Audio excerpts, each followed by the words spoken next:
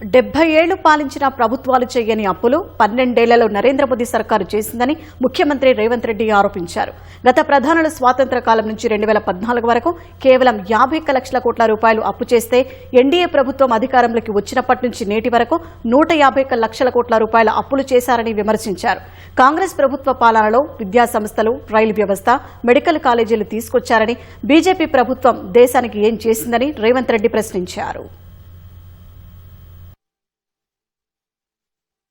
నిజంగానే ఆ రోజు పండిత్ జవహర్లాల్ నెహ్రూ గారు ఎడ్యుకేషన్ తన మొదటి ప్రాధాన్యత, ఇరిగేషన్ దాంతో సరి సమానంగా ప్రాధాన్యత అనుకోకపోయిన ఉంటే ఈ దేశం ఈ రోజు ఇంత అభివృద్ధి సాధించి ఉండేదా?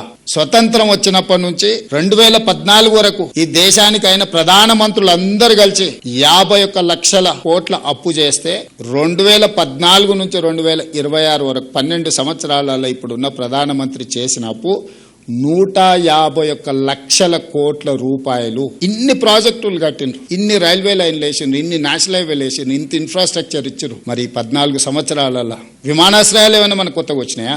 రైల్వే లైన్లు ఏమైనా కొత్తగా వచ్చినాయా?